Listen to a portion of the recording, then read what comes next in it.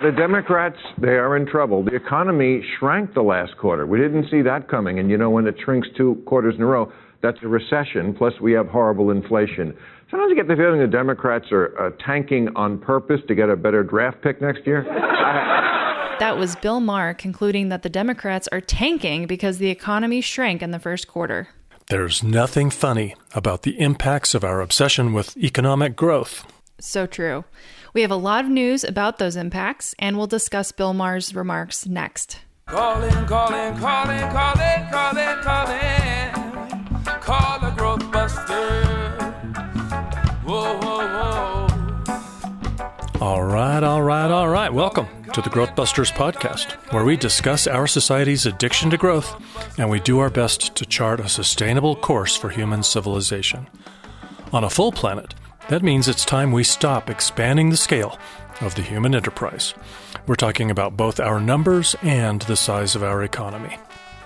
I'm Dave Gardner, director of the documentary GrowthBusters Hooked on Growth, and founder and chief scientist here at the Institute for Advanced Growth Addiction Studies. And I'm Stephanie Gardner, GrowthBusters board member, environmental law and policy wonk, and sustainable energy enthusiast. For cutting-edge information about our culture's unsustainable love affair with growth and what we can do about it, visit growthbusters.org. Well, this is kind of an exciting episode, I think, because we're playing catch-up, because the last several episodes we've had, Stephanie, as you know, ran well over an hour. So we found ourselves skipping a lot of growth-busting news and skipping listener feedback in several episodes. So we've decided to dedicate an episode largely to listener feedback, but also to catching up on some important growth-busting news. So we're going to highlight some of that deluge of bad news about how our numbers and behavior are killing the planet. Yep, and we're excited to dig into some listener feedback and some good discussion points that have been brought up by folks. Yeah, it'll be nice that we're not going to feel like we have to rush through that listener feedback. First, before we get to feedback on the podcast, there was a comment on a YouTube video, the one that you starred in, that we produced a long time ago, back before the film even came out, more than a decade ago. That video was called Population Decline is Part of the Solution. We'll put a link in the show notes. And I'm not even going to try to pronounce the name of the person who commented, but their comment was, pandemic, famine, economic crisis, World War III will reset the world population. Better conduct all those events in India and China. Those two countries are the population boomers. So I wanted to share this one, Stephanie, because I think that this person, I hope you're listening to the podcast, that maybe we can provide you with some information that you might not have access to, huh? Yep, I think this is a good opportunity to talk about the difference between population numbers and consumption patterns and how both of those have roles to play in Earth overshoot. Yep, very, very true. Really, the overdeveloped world where population growth is pretty slow in most cases, we don't get let off the hook.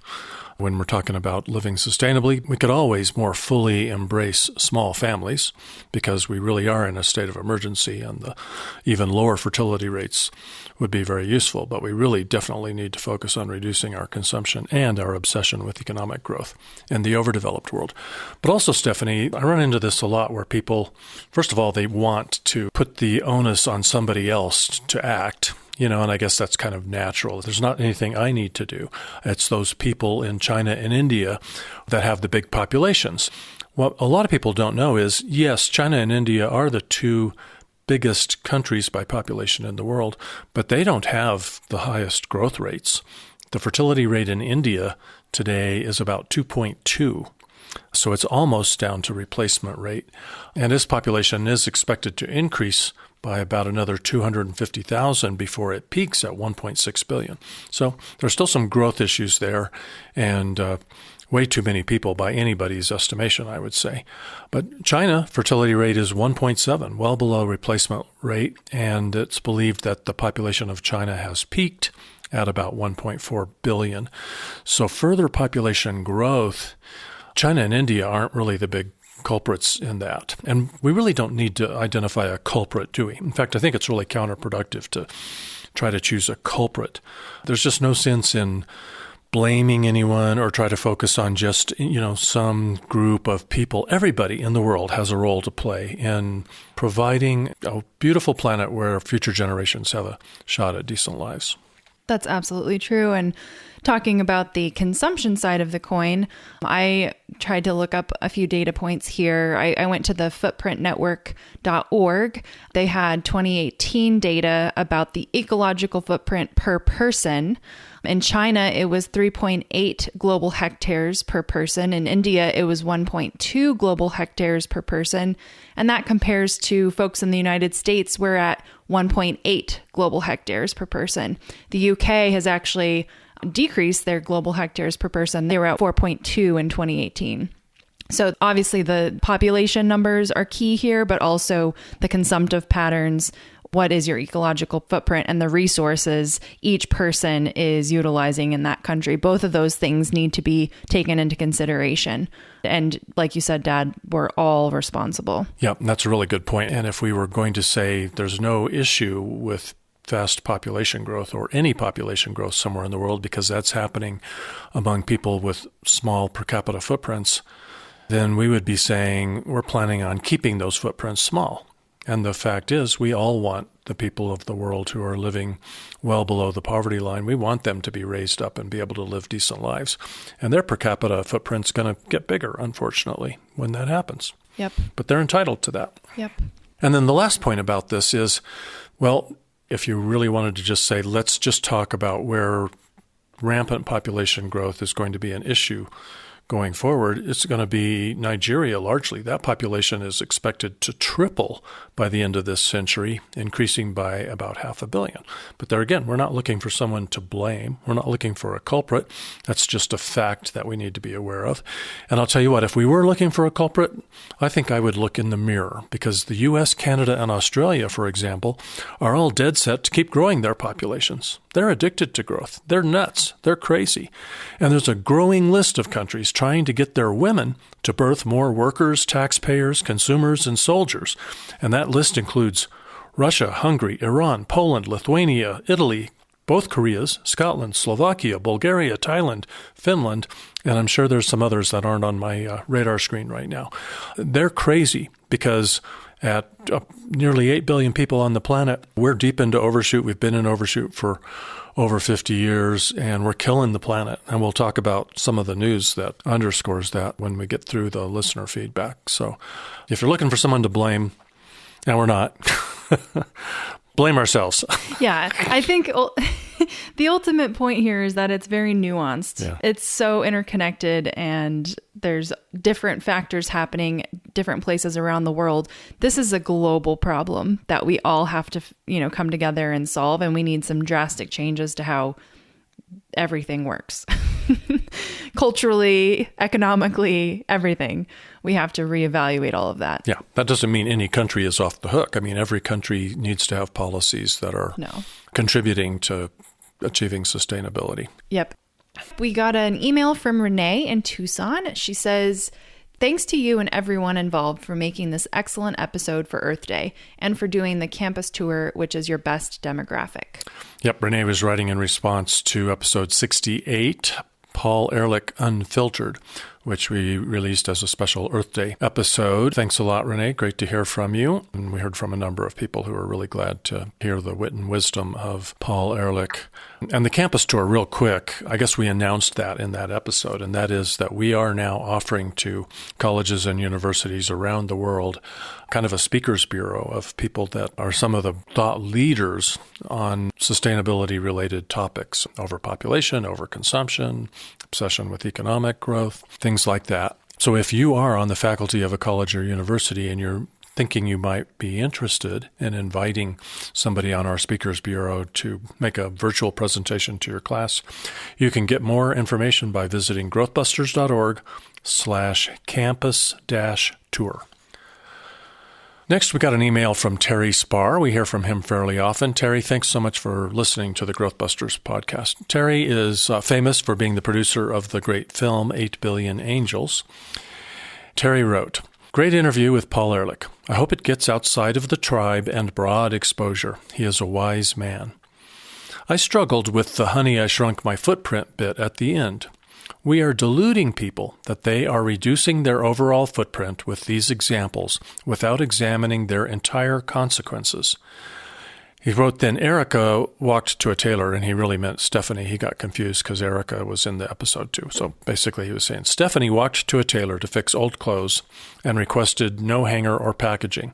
Because she did not drive or buy new clothes or get new packaging, she and the tailor had a financial consequence. She freed up money because she did not spend it on gas or clothes. What happened to those savings? Did she destroy them? No. Those savings will get spent somewhere else, negating any overall reduction in her footprint. If the tailor reused her hanger and packaging, it lowered the tailor's costs, freed up a tiny bit more income for the tailor to spend, either personally or invest in his business, negating any overall reduction in his footprint. Same with your example. We need to start recognizing this fact with any attempt to reduce our impact. There is, in practically every case, an economic benefit that invariably gets shifted to other economic activity. We have to acknowledge this and make others understand this truth if we truly care about our future. It is vital. Paul Ehrlich knows this to be true. That is why he used A for affluence in the IPAT equation and not C for consumption. Reducing my consumption does not reduce my affluence. It frees up money that can then shift to other consumptive activities. The only way to reduce my overall footprint is to shred those savings or use them to buy land and conserve, in which both actions prevent further material and energy consumption and reduce my actual affluence. On a separate note, I just mailed GrowthBusters a donation for the great work you do. So thanks, Terry, for writing. Thanks for the critique and some important points. I'm interested in your take on that, Stephanie. But first, also, thank you very much for the donation. As most of you know, this is a nonprofit project. We work for tips. We run on donations from people who believe that the work we do is valuable. So consider joining Terry Spar and supporting this work. All right, Steph, what'd you think as you heard that comment? Well, I think Terry brings up a really good point. And I think ultimately what it boils down to is that the problem is a systemic one. We as individuals are trying to take these actions in a broader system that isn't working, that is by its nature based on consumption. And so at the end of the day, that will have to be addressed. However, I still think that these individual actions are critical. I think that it's better that I walked instead of drove. I think it's better that I reused or repaired clothing instead of buying new clothing. And I think if every other person on the planet did those types of things, the system would change. The system would have to change. So I don't think that that's a reason to not do those things. And I think you're probably going to talk a little bit about the point he brought up around the savings and where those savings are going, because those savings don't necessarily have to go to consumption. They could go to other things. Yeah, and he offered a couple of opportunities. I think it's a valid point that you need to think about. We need to add that to the segment, and that is, okay, if you saved some money from this good ethical action that you're taking, what do you do with those savings? And I think that's something we should think about more and more. And, investing in land conservation or donating to GrowthBusters or another good cause or something like that could be a part of it.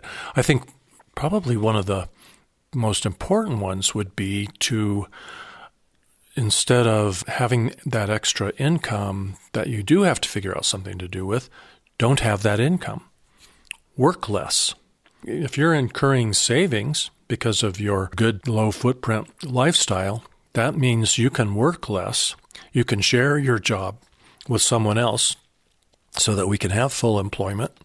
Because that's really, part of my vision and many others for a sustainable 21st century economy is everybody's doing half the work that they were doing, sharing jobs, and they're living on less than half of the income.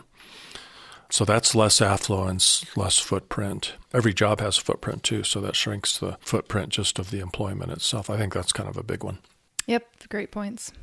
So thank you, Terry, for bringing up this really interesting topic. It definitely made me think in loops in my head of all the different interconnected aspects of our economy and money and my time. And it's a really interesting thought. What's the word I'm looking for? Something problem. Dilemma, yeah. Yeah, so it's just a good thing, Stephanie, that you don't take those savings and buy yourself an all-terrain vehicle and go blazing through the woods burning gasoline. Yep. All right. The next set of listener feedback we have is in response to our episodes where we interviewed Lloyd Alter. He's the writer of Living a 1.5 Degree Lifestyle. Those were episodes number 66 and number 67. We'll link to those in the show notes. We received an email from Josh Spodek. He's the host of This Sustainable Life podcast. We'll also link to his podcast. He wrote, I got your email while listening to your latest podcast. As always, I enjoyed it, though not sure why he stopped at a 1.5 degree lifestyle or only focused on climate change. Why not go for full sustainability? He started to find the joy, fun, and freedom in living sustainably, but still seemed to feel he was giving things up from the polluting world. He left unexplored the rest of a world of more joy, fun, and freedom. I predict if he ever chooses to embrace not polluting, he'll find each step gets easier, leading to more and more steps. I'll bet he'll look at his practice of buying Apple products as an addiction he'll feel liberated from when he kicks it, wishing he had stopped earlier, and maybe even feels disgust for. Instead of buying an expensive dishwasher for durability and lamenting sustainability is more for the rich, not buying one at all and learning to conserve water by not dirtying as many dishes or whatever solution works, as people lived without dishwashers for hundreds of thousands of years. Yeah, that's Josh for you. He is very good at really living a small footprint lifestyle. A hero. So he's expecting more. Yep, and we need people to lead by that example. I've found him to be very inspirational. I've shared his TEDx talk with some of my friends who are also endeavoring to lead, smaller lifestyles. And so I think that's really great. I do think that we should give ourselves a little bit of a break and there's like a spectrum, right, of being extreme and being more middle ground. And I think we should all be taking steps to reduce. But it can be, I think, a slower process. And there are trade-offs, right? Like there are time savings and, by some calculations, there might even be some footprint savings by running an efficient dishwasher instead of hand washing dishes. I think we should take this into consideration and encourage as many people to go to those extremes as are willing to. But I think it's also okay for Lloyd to set the example of a 1.5 degree lifestyle that many, many people are not even close to. And he can inspire those people that aren't willing to take the leap right to the Josh Spodek lifestyle. Yeah, there's always more you can do. So the first step is to hold Lloyd up as a hero and see if you can't get to that point. But if you get there, don't rest on your laurels, keep going. And it's unfortunate. We probably wouldn't have to be trying so hard. If there were just 2 billion people on the planet, we wouldn't have to work so hard at it. But there's nearly 8 billion people on the planet, so we have got to work really hard to shrink the consumption side of that sustainability equation until we get the human numbers down to a more reasonable level. Yep. So we got an email from Kirsten Stade. I was really glad to hear from her because she is a former GrowthBusters volunteer, and she's the new communications manager at Population Balance. So Kirsten wrote, I so enjoyed listening to your latest podcast on the 1.5 degree lifestyle. So important to counter this trend among the younger left of dismissing the importance of individual change. They have a point that systemic change is needed, but I also see that worldview as essentially nihilistic and stemming from the hopelessness that younger folks feel these days. Working at Population Balance, I actually feel more hopeful than I have in a long time. My previous jobs have been litigation policy focused, and while that has its place, I do feel the best thing we can do is shift conversation and awareness toward degrowth, steady state, and lowered fertility. So, thank you again. I am seriously in heaven working with Nandita. Also, you, and was that your daughter, are so nice to listen to while I'm doing my other job, grooming dogs. I had a thought while you were talking about your own carbon footprint when stopping for groceries near your mom's friend. What if instead of looking for a grocery store, you looked for good dumpsters? A good portion of my gas is spent in my dumpster runs, but I don't buy groceries and so save all the carbon that would be produced in the production of all that food. And I stock a food pantry with dumpster stuff, so my neighbors make less trips to the grocery store too. In all seriousness, and in keeping with what your guest was saying, we have to look at the carbon impact of the entire life cycle of what we buy and not just our own in driving to the store, right? Keep up the great work, and I'll tweet out that great podcast from all 3 of my accounts. It's the least I can do, and let me know if there are other ways I can help. You know, she sort of makes it sound like she's joking a little bit about the dumpster diving, but it also sounds like that might be something she really does. Did you see that documentary about dumpster diving? I didn't, but I've come across people that are dumpster divers, and I have really enjoyed getting their perspectives as I've come across them. Yeah, that's the thing. I've never really dumpster dove myself. A lot of the food waste ends up in dumpsters behind supermarkets where once the sell-by or best-by date has passed, the food gets discarded in a lot of cases. Even if it's still perfectly good food. Yeah. So anyway, I thought that was a pretty thoughtful email from Kirsten and a good point about which you've made all the time about the fact that we need the systemic change, but part of the driver of that systemic change is good individual behavior. Yeah, I think it reminds me of, Lloyd Alter was all about the modal shift, right? So instead of thinking, how can I drive my car less?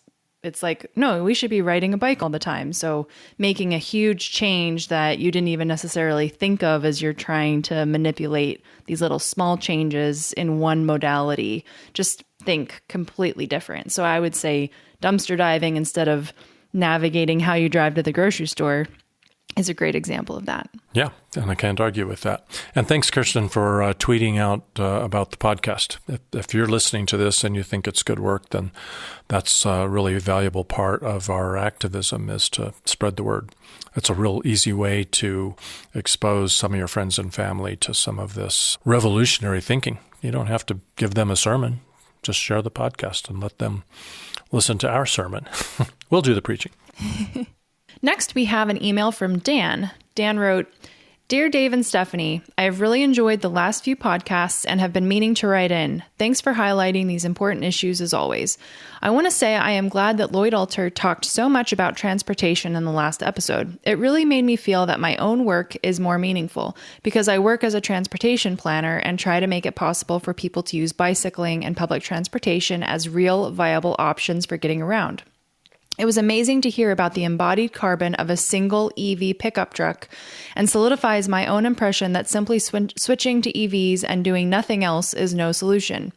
I like to think that switching to EVs and renewable energy is necessary, but not sufficient. Yes, anybody who simply must drive should be driving an EV, but by no means should that be the mode of choice for all people all the time.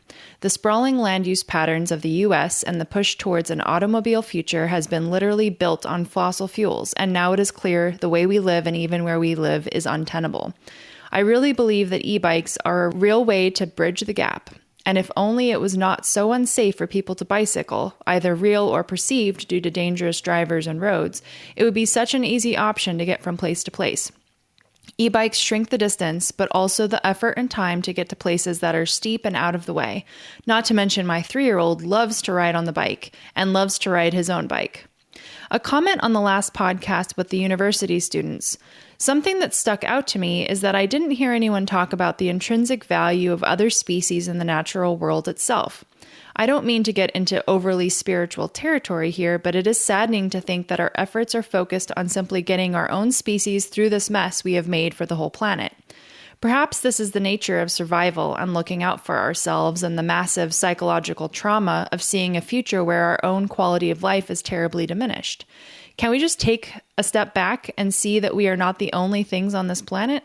I think we got into this mess, at least in part, because of the self-centeredness of our species and approach to the wider world. By focusing on just what we need, we lose sight of the fact that we are connected to all the other life on Earth. And things that we are not directly benefiting from are not valueless. This is not to say that the students didn't recognize that, but it was not expressed from what I recall. Lastly, just want to say that on the episode regarding parenthood, I certainly sided with Stephanie on benefits for parents. Being a young parent myself, I am certainly biased. However, I agree that we should be looking at improving the quality of childcare and the ability of everyone to have it, and would support cutting it off at 2 children or something like that.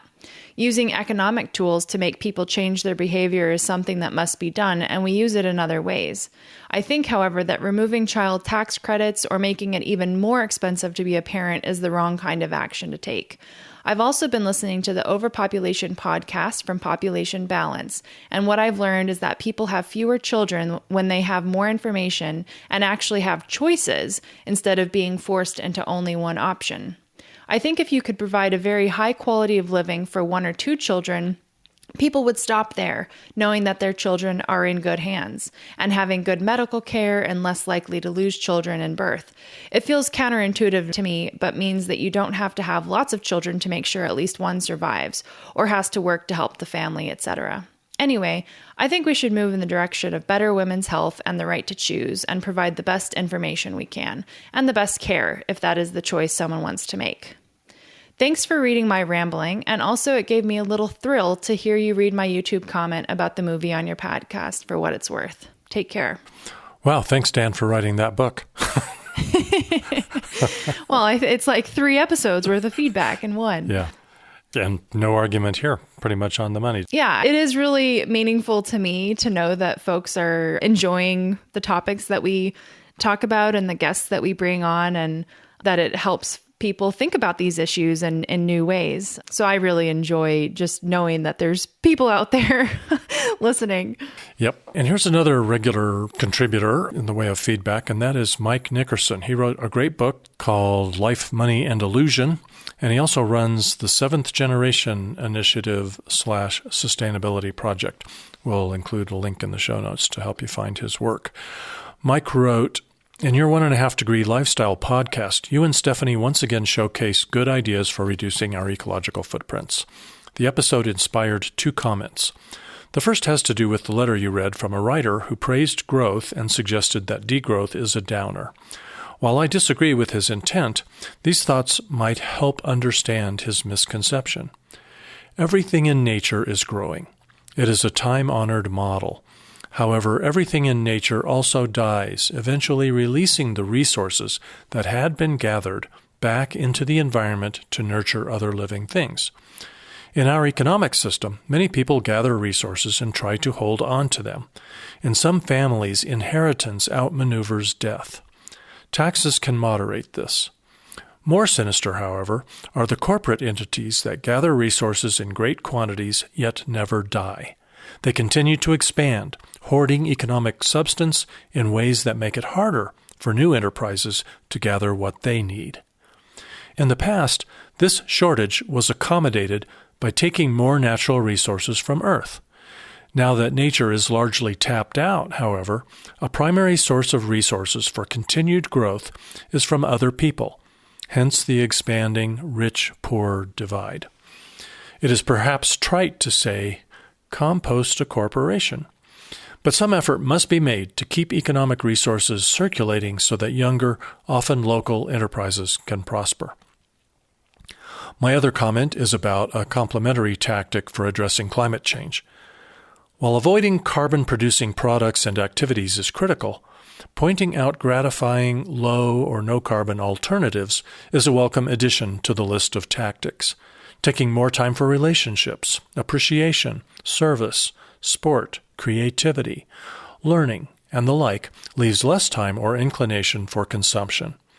Such life-based activities can be represented by the single word fun, because their effects are uplifting for those engaged. To the many good suggestions for reducing consumption, we can add more fun, less stuff. As the concerned population recognizes the critical need for change, they will appreciate having a sense of something positive to change toward, rather than just avoiding carbon-producing actions.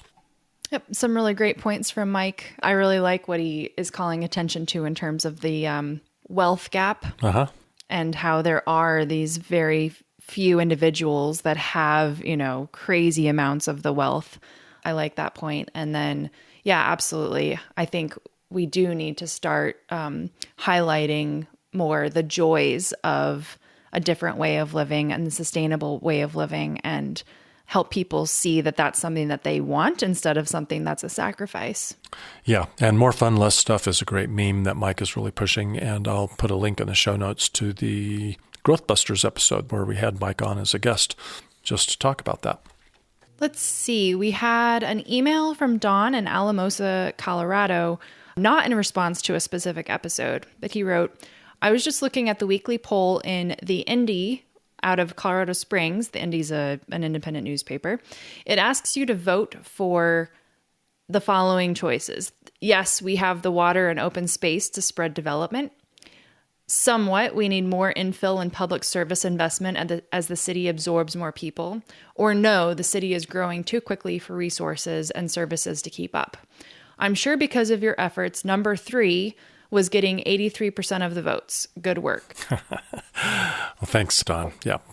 He's talking about attitudes about local growth, and we've been talking a lot about individual action and global issues for a number of episodes, Steph, and I really do want to devote at least a couple of episodes this year to local growth issues.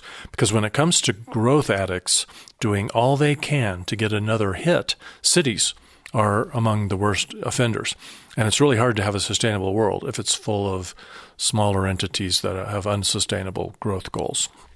I guess I would just say it's impressive for the response of the city is growing too quickly for resources and services to keep up, to have 83% of the votes. I do think that the folks that read the Indy might be a little more progressive than sort of a normal sampling of the city of Colorado Springs. But I think that the fact that there are people that are aware of limits is a good thing, and maybe different from a decade or two ago where everyone seemed to be so on board with growing. And now people are really feeling the pain and the lack of prosperity that comes from that unchecked growth. Yeah, but you bring up a point that I almost forgot to make. It's progress. That 83% think the city's growing too quickly. But slow growth, Al Bartlett used to say this all the time, the famous CU physics professor, whose laws of sustainability are awesome and remind me to put a link in the show notes to those. Slow growth is still growth. So if you're in overshoot, growing slowly is a little better than growing faster because it means that you have a little more time for fun before you drive off the cliff, but you're still driving off the cliff. So, I'd be really impressed if the poll even asked the question, should we stop growing? Yeah, that's a good point. Yeah, but the journalists putting together that poll, that thought wasn't even on their mind, or maybe they wisely knew that the public wasn't really ready to tick the yes box on that one. Sad to say. But we're working on them. All right, well, let's move to growth-busting news, which we've been ignoring also for several months. But the news that we're going to share is mostly pretty darn recent. Stephanie, this first one you brought to my attention. I was glad you did. Yeah, this one, I found this in the New York Times on May 3rd, and it's called Where Lawns Are Outlawed and Dug Up and Carted Away. And basically it talks about how the city of Las Vegas has essentially outlawed non-essential lawns, and it's forcing everyone to remove the lawns that have been planted there in the last couple of decades. And homeowners have until 2027 to completely eliminate their kind of non-essential or non-functional turf. And the reason for this is that there's just not enough water to meet the needs of Las Vegas, which has also grown a lot. Lake Mead, which is the lake that sits behind the Hoover Dam, is lower than it has ever been since it was first filled in, I think, 1930. And the level is lower than the original water intake was built to supply the Southern Nevada Water Authority's customers. And the only reason they're still able to get water out of that lake is because they've spent $1.5 billion constructing a much deeper intake and a new pumping station. So really severe water shortage issues in Las Vegas, and they're having to come to terms with it finally. Yeah. For years, they've been paying people to remove their lawns or portions of their lawns. But now it's so dire that they're requiring people to remove their lawns because that's all non-functional. So the only turf that's going to remain is parks and athletic fields and the like. And I'm sure they're moving up toward synthetic turf on all of those. A week doesn't go by that we don't see some really dire headlines about water in the American West. This mega drought that they're calling it, which is really just the long-term normal, I think, is getting a lot of attention. For most of this year, we've been planning to do 1 or 2 episodes that really dig into the water situation. I've got quite the collection of topics and a good expert lined up. Just need to finish my homework, and we will address this in more detail coming up. Yeah, I'm looking forward to that episode. And one other thing is, how these types of articles often include interviews with locals, and oftentimes they take photos of people to make it, I think, a little more of a human interest type vibe. They had a couple featured. There's a picture of them walking their dogs on a patch of grass, and there's all this turf being taken out of their community. And so the couple was basically hoping that the patch of grass that they walk their dogs on can stay. And I just thought that showed how oblivious these folks are to the situation and how dire it is. Like, in another 5-10 years, they might not have enough water to shower with. Like, it's really going to be that sort of extreme because of this drought and the growth in the community. And they're just concerned about walking their dogs on grass. Like, there's bigger fish to fry in this story, and they're oblivious to it. Yeah. And, you can walk your dog on other surfaces, but important point, if people take out their turf and they replace it with impervious surfaces, that's really not good. I mean, I hope that the city of Las Vegas is trying to do a good job of educating people about, true xeriscaping and not just dumping a bunch of gravel or pouring concrete to replace that grass. You need natural vegetation. We need the carbon sink of all of that natural vegetation, and we need any rain that falls to be able to soak into the ground instead of running into storm sewers and creating a whole new set of problems. Yep, if they ever get rain in Las Vegas again. Yeah. Now, related to this, another interesting story in Yale 360. The headline is, "As climate fears mount, some in U.S. are deciding to relocate." Yeah, and this was kind of surprising. Let's see, there's this expert who's estimating that 50 million Americans could eventually move within the U.S. to regions such as New England or the upper Midwest in search of a haven from severe climate impacts. So that could be that couple that want to keep walking their dogs on the grass. Are finding that living in the American Southwest wasn't such a great idea. There'll be a lot of people migrating out of the American Southwest during this mega drought, which is the future. Anyway, this expert predicts that migration driven by increasingly uninhabitable coastal areas is likely to happen sooner rather than later, citing the latest federal estimate that U.S. coastal sea levels will rise by as much as a foot by 2050. A foot. And another projection is that 13.1 million Americans will relocate because of sea level rise alone by 2100, based on projections that seas along the U.S. coast will rise by an average of 1.8 meters, nearly 6 feet by 2100. Yeah, that'll get your attention. That will get your attention. We'll link in our show notes to all the news articles we mentioned. This one is really worth looking at. They even have a graphic that's a map of the U.S., and it shows all the counties where the sea level rise is going to have such impacts that it will cause people to move away. And pretty much the entire state of Florida, every county in Florida is, highlighted this color indicating that people are going to have to move away. And this is within this century. This is within, my lifetime, the next generation's lifetime. Like, that is crazy to me. That is nuts. So this is a real eye-opener. Yep, it's here. It's now. Your Florida real estate is going to be worth nothing, apparently. Yep. Okay, this next item, we kind of gave you a little bit of a sample of it at the top of the episode, but Bill Maher spelled out the problem with economic growth, but without realizing it, apparently, in his April 29th show, which is Real Time with Bill Maher on HBO. Twice in that show, he mentions the fact that the economy didn't grow first quarter, and that's bad news for Biden. At the top of the episode, we played a moment from his monologue about the U.S. economy shrinking in the first quarter. Now, Stephanie, you and I both know that while a shrinking economy does present some challenges, it is exactly what we should be pursuing and celebrating in order to get out of overshoot. Later in that same episode, Bill Maher, in a conversation with MSNBC anchor Ali Velshi and former Democratic Senator Doug Jones, we heard this. It's going to be a bloodbath. Well, there's still time. I am not going to give up. Come on. I am. I'm not going to give up on this.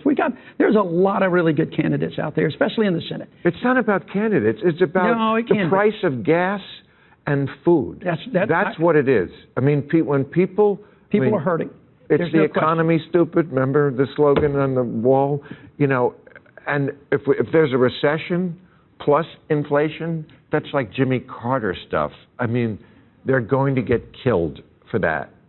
Yeah, I mean, look, in fairness, a mortgage, a 30-year fixed mortgage is 5% right now. It's almost double where it would have been a few years ago, but it's 5%. It's not 19%.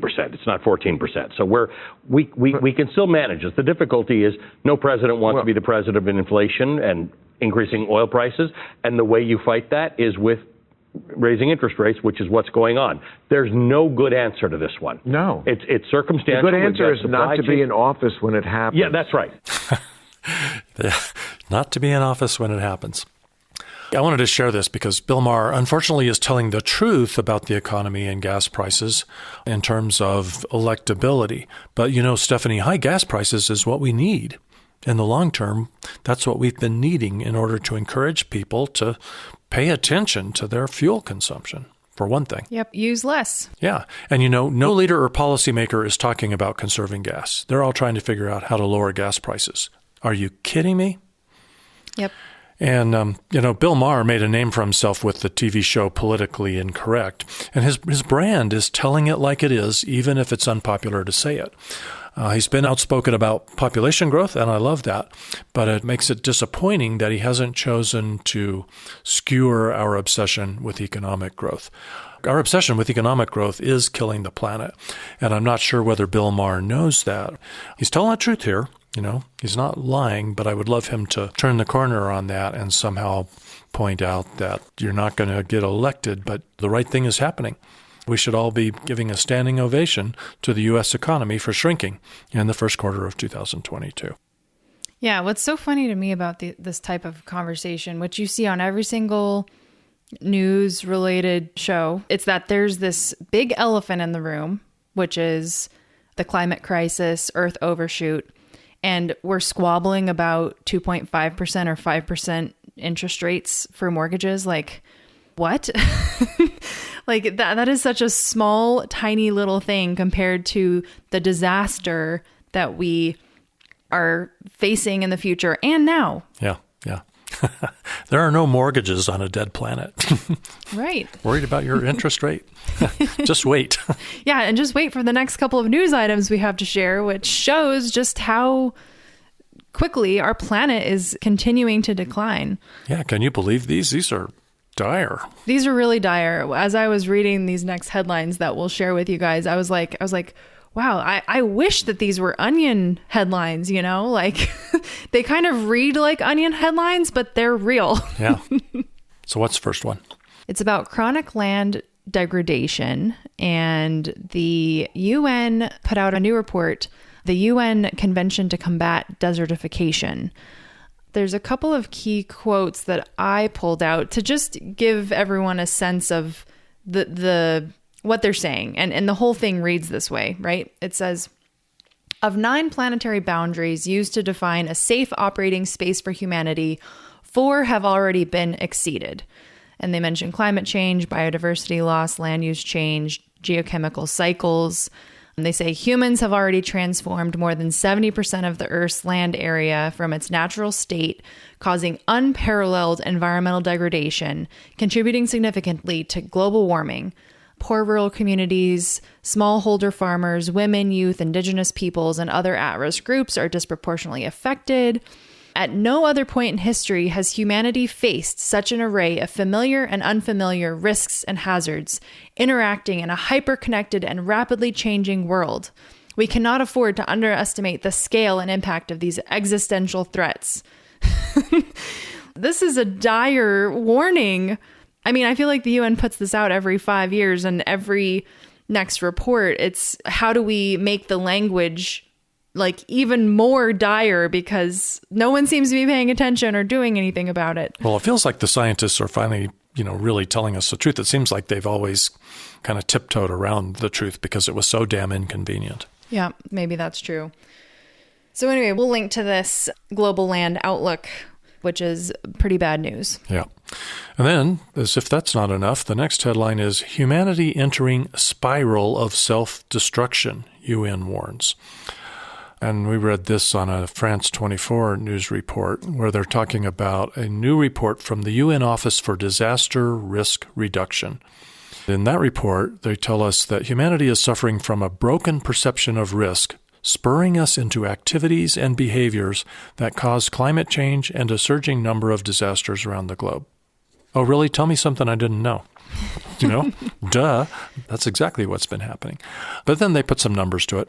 They say that between 350 and 500 medium to large scale disasters took place globally every year over the past 2 decades. And that's 5 times more than the average during the 3 preceding decades. And the report estimates that by 2030, we'll be experiencing 560 disasters around the world every year, or 1.5 disasters every day on average. It's incredible. Yep. It's very scary. Yeah, those chickens are coming home to roost. Yeah, but I was really impressed with something that Amina J. Mohammed, who's the Deputy Secretary General of the United Nations, she said, "The world needs to do more to incorporate disaster risk in how we live, build, and invest, which is setting humanity on a spiral of self-destruction." So she's basically coming out and saying that how we live, build, and invest is setting humanity out on a spiral of self-destruction.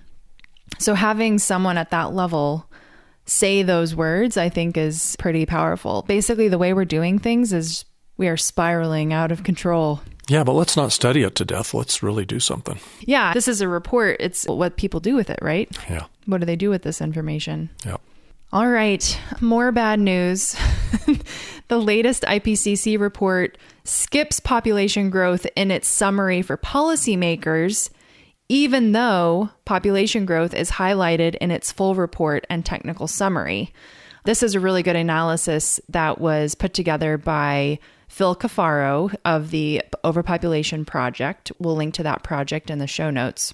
And he does a really good job of, I think he ended up reading thousands of pages of the IPCC report. I think the whole thing is ridiculously long, and he actually dug into the report itself. And he noticed this discrepancy between sort of the 60-page summary that's put together for policymakers and the full thousands of pages of reports that's written by the scientists. And he noticed that even though population is noted as a significant contributor to climate change in the full report, it's completely missing from the summary report. And it's been somehow edited out. The summary for policymakers, that is the one report that all of the countries have to agree on. It's the one report that the scientists just don't write independently, interestingly.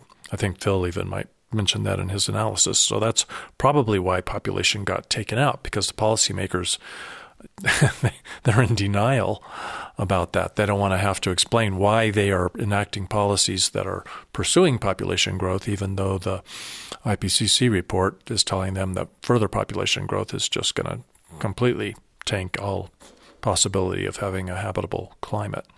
Scientists are able to tell the truth, but then that gets edited out in the summary for policymakers.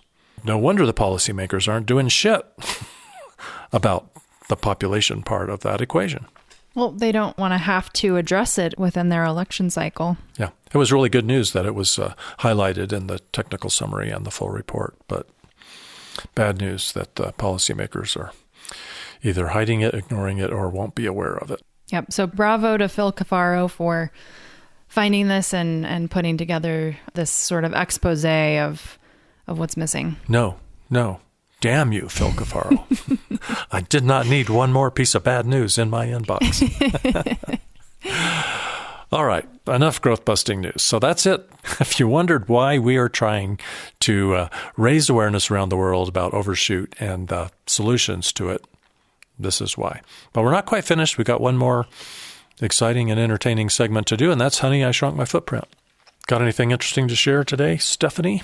Yeah, I think I do. I was inspired by yours last time, which was that you had created some sort of envelope for taking home a printed poster, I think.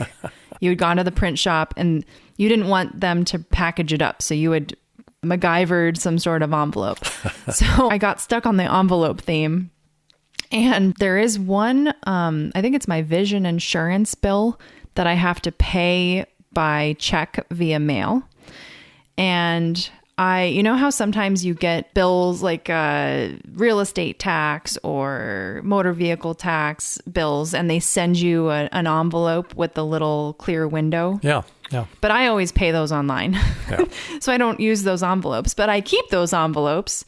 And on a little sticky note, I write the address where my vision insurance check needs to go. I stick the sticky note on the inside of the envelope so the address will stay in the window.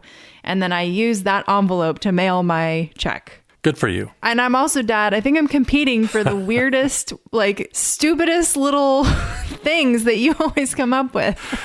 Now, if you were 88, that wouldn't be weird or stupid. That would just be really normal. But you're young, so I'm proud of you for being quirky. And these are small things. They're small things, but they're easy. Oh, yeah. Super small. They're easy. And if you won't do the easy stuff, if you do enough of them, you become a sustainability superhero. It just becomes natural. It comes naturally to you. Well, mine is that I rearranged my schedule this week so that I could ride my bike today. I've got to do some recording at the downtown studio this afternoon and really wanted to be able to ride my bike, as often as possible and stay out of the car, because even before Lloyd Alter, that was one of my goals. So I put all the errands that required auto travel into the same day, not today, so that I can be on my bicycle today. I'm proud of that, but of course I'll be really doing great when I ride my bike on all those errands that right now I think are too far or otherwise inconvenient to do on my bike. So I've still got a ways to go, but at least I'm constantly thinking about arranging my schedule so that I minimize the number of times I get in that car. That adds up. All right, well, let's call that a wrap.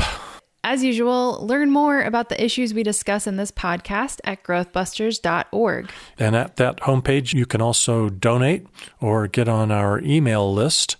And speaking of emails, if you want to give us some feedback to this episode, you can send an email to podcast@growthbusters.org, or you can call the GrowthBusters hotline at 719-402-1400.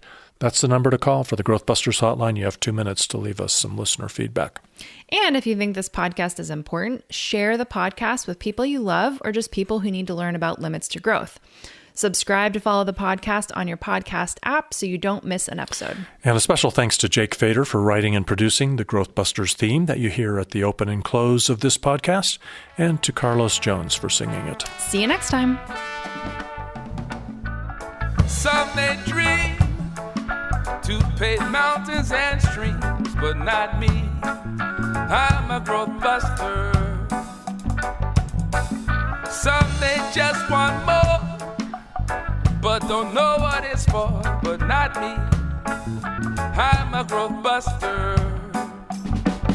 Don't want a solution at the cost of pollution. They think bigger is better at the cost of the weather, but no, not us. We are the growth busters.